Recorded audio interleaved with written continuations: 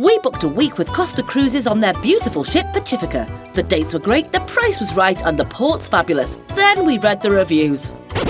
Oh dear. So are they right or are they wrong? Join us on a whistle-stop tour of our week on board to see if these reviews are justified or are they just a load of moaning old minis. If you don't know us, I'm Rachel, he's Wills, and we are Postcard and a Pint. Now let's fly to Rome to see if you should go on a Costa cruise. We'd stayed the night before the cruise in Civitavecchia.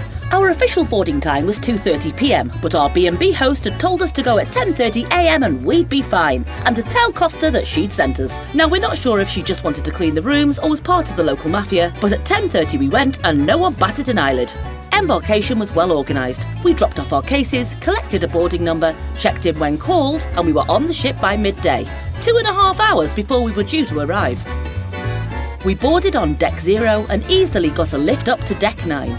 Cabins wouldn't be ready until after 1 p.m.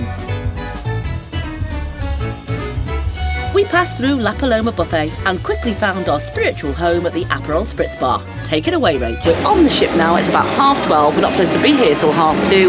We have got a nice Aperol Spritz. Wills has got a beer. Loving the feel of this ship, it's got a really cool vibe. We can't wait to explore it. Cheers! We then visited the buffet. First time at the buffet, wasn't crowded at all. We are in port, maybe it's worse on a sea day. Good selection, we're happy. We've only been on board for an hour, but everything we've experienced so far has been fine. But now, we're off to explore the ship. Pacifica has a music theme running throughout. It's all notes and instruments. Do take a ride in one of the glass lifts in the atrium for amazing views.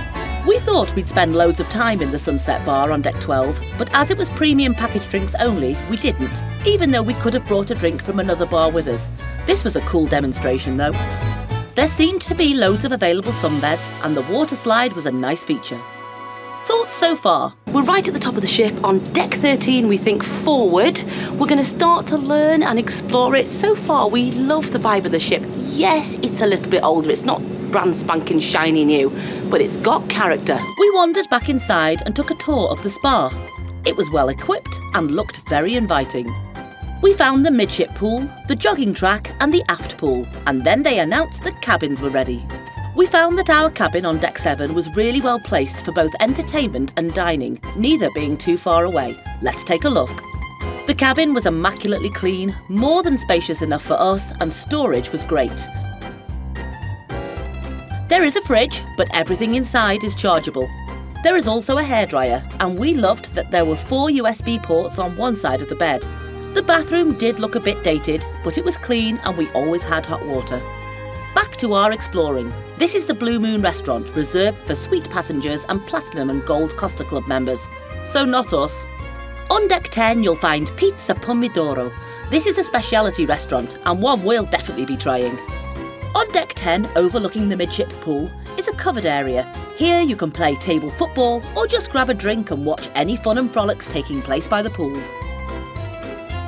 Don't worry, you don't need to join in. We found you could quite easily choose a quiet and restful cruise or a jam-packed party cruise. Just do you. 2 of our favourite quiet bars were Rick's Piano Bar and Bar Vienne Vienne. Both of these are on Deck 5 aft. Rick's Piano Bar is a premium drinks package only bar, so we just bought our standard drinks through from Bar Vienne Vienne. Cheers! Another favourite was a Round the Clock bar, also Deck 5 aft, although this one did get busier at night, especially when the football was on. Also on Deck 5 you have a well-sized and well-equipped casino. This leads through to the gelateria. Here you can get ice cream, pancakes and lots of sweet treats, all at an extra cost of course. Next comes the Rhapsody Bar and Lounge.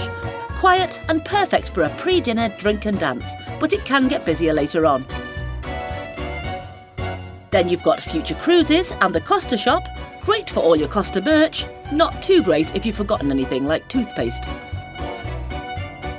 There are a couple of other shops on this deck, mostly selling duty-free, and clothes and accessories that we aren't cool enough to touch, let alone wear. Passing through the grand atrium forward, you finally reach the Stardust Theatre. This theatre looks so grand, and we were really looking forward to the week's entertainment.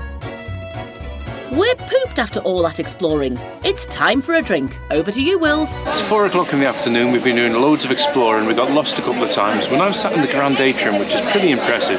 Stop for another drink. We're absolutely loving this ship so far. It's got a very sort of almost Vegas feel. It's quite glitzy, quite sort of casino-y. It's really cool. Down on deck 3 is reception and also a lovely deck walk. But what's that? Our cases have arrived. It's time to unpack, freshen up and sort boat drill. We're all unpacked, we've had a shower, changed our clothes, we feel a lot better now. We've watched the safety briefing on the Costa app. Yeah. We now have to go and report to our muster station with our life jackets. Take our life jackets with us. And then there's a welcome meeting at 5:30 where we'll meet our English-speaking rep. I believe they may go through some safety stuff then.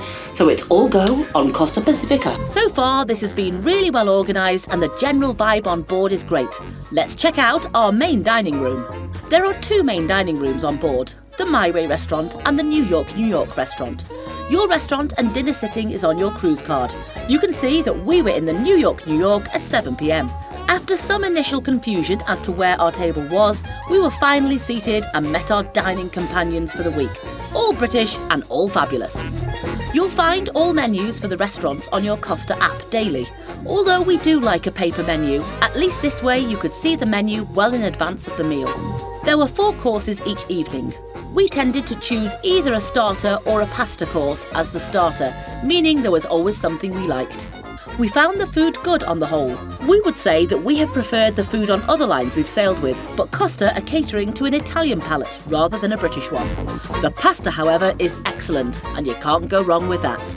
We found that out on deck after a meal was always quiet and peaceful, and perfect for an evening stroll. Your first meal review, please. Well, that's our first meal, done and dusted in the New York restaurant, and it was all right, wasn't it? It was fine. Yeah. We're on a table for 6 with 4 other Brits. Couple, Beth and Chris, who have just got married. Congratulations, guys. Congratulations, Beth and Chris. And also father and daughter, Tej and Rue, who are here on a trip. Everyone's got on today, and they were absolutely great company. And we're looking forward to the rest of the week. Yeah, Rue's in uni in our neck of the woods. She's in Bangor, so good luck for the rest of your course. Good. We're going to be good friends by the end of the week, and it was a good experience. Next, to sample some entertainment.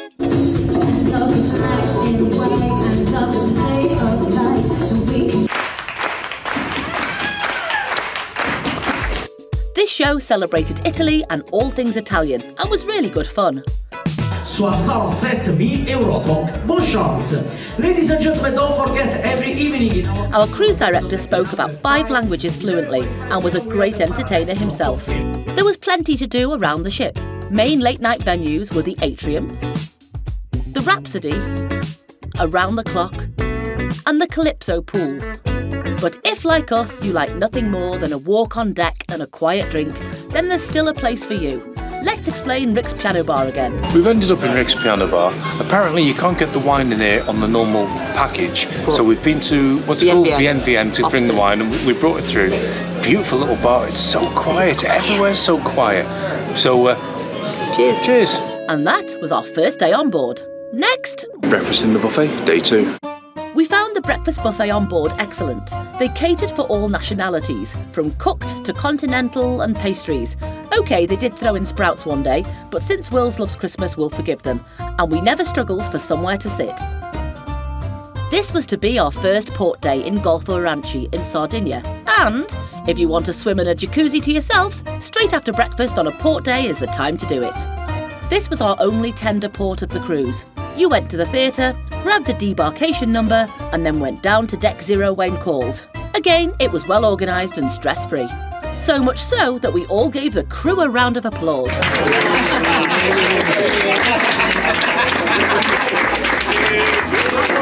Grazie mille, grazie. You're welcome. Now, we're not going to focus on ports in this video.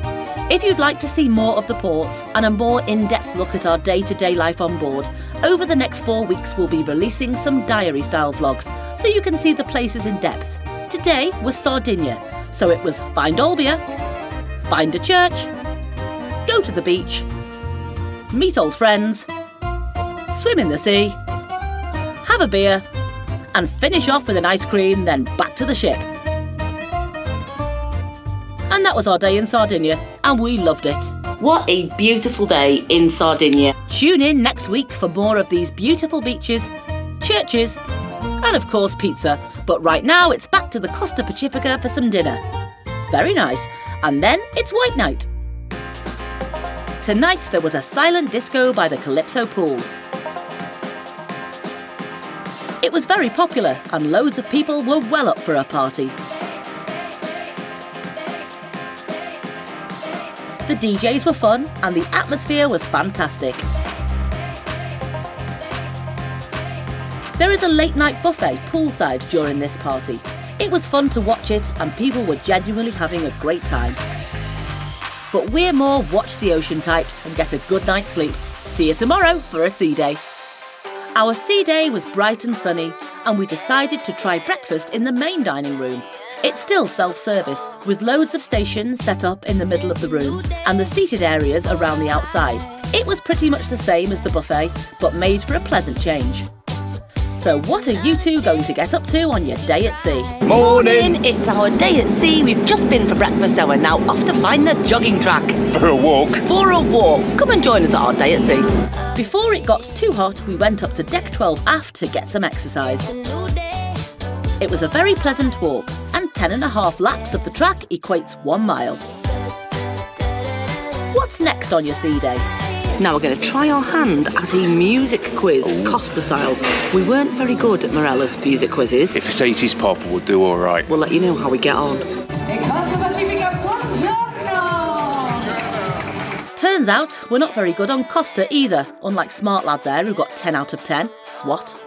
There isn't as much choice of things to do on a sea day as other lines, but there did always seem to be something on somewhere. This was the only day of the cruise we saw the water slide in action, which was a shame. Now, are you going to pool aerobics, Wills? Of course you're not. No, I'm a little bit peckish. It's not dinner time yet, and I think we're going to have pizza. But I'm going to have a hot dog, so I'm going to review it here, just for you, now.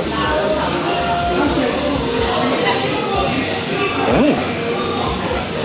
Good sausage. And it's a good job, as there is one thing about Costa we didn't enjoy so much. They often had buffets up by the pool, and every time we tried them, the food was only lukewarm. You probably shouldn't be eating cold shrimp.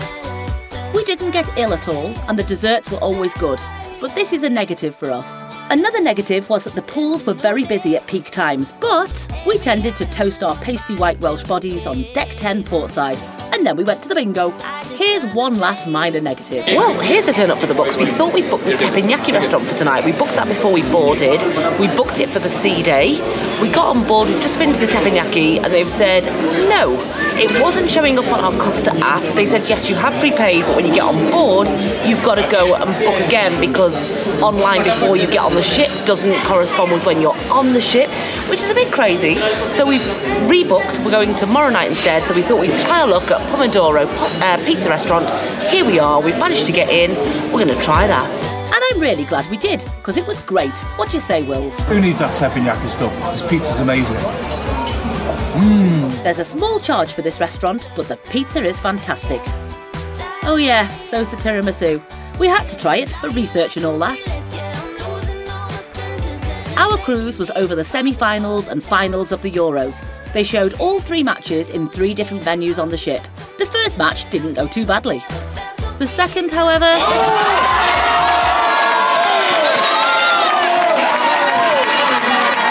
Yep, well, we all know how that went. All in all, it had been a good sea day, and after a show in the theatre, we were ready for some ports. Bring it on. The ports that we visited after this sea day were Palma, Mallorca, Valencia, Marseille and Savona. We thoroughly enjoyed each and every one of them and look forward to sharing more of them in our upcoming diary vlogs. Do remember to like this video, subscribe to the channel and turn on your notification bell so you don't miss out. It's free to do and helps us grow as a channel. Cheers for that! We finally got to the teppanyaki and it was fantastic.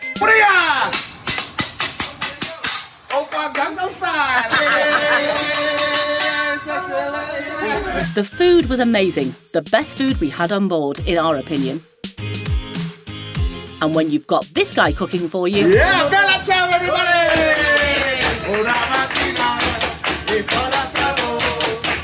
How can you fail to be in the best mood ever? We didn't try the archipelago or sushi restaurants. These are both paid restaurants and looked nice. Maybe next time. Entertainments-wise, we enjoyed all of the shows we saw in the theatre and thought them to be of a higher standard than some other lines we've sailed with. You'll see some of the other entertainment from around the ship in more detail on our forthcoming diary vlogs, from the jungle party to the Sea of Stars, live musicians, bands and DJs in many different bars. There really was something for everyone. So there you have it, a brief glimpse at our week on board. So, should you go on a Costa cruise? If you like formality, fine dining, dress codes and you're not keen on kids, then Costa probably isn't for you. But if you want a great value holiday, sailing on a ship that can be as loud or quiet as you want it to be, with great service, friendly staff and a great mix of passengers, then yes, Costa is a great choice and we'll certainly be sailing with them again. How about you guys? This was our first cruise and it met up to our expectations, and we'll definitely go on another one again as well. So join us next week for the first of our diary style vlogs as we travel from the UK to Rome, tackle the Italian trains over to Civitavecchia and board the Costa Pacifica. There'll be more stunning beaches, possibly a pizza and of course a beer. We hope you enjoyed this video, and if you'd like it and subscribe to the channel and leave us a comment, we'd be most grateful. It's arrivederci for now, so to all of you, saluti or cheers. See you next time. How do you get milk out of a cruise ship? I don't know. You pull on its rudder. Oh.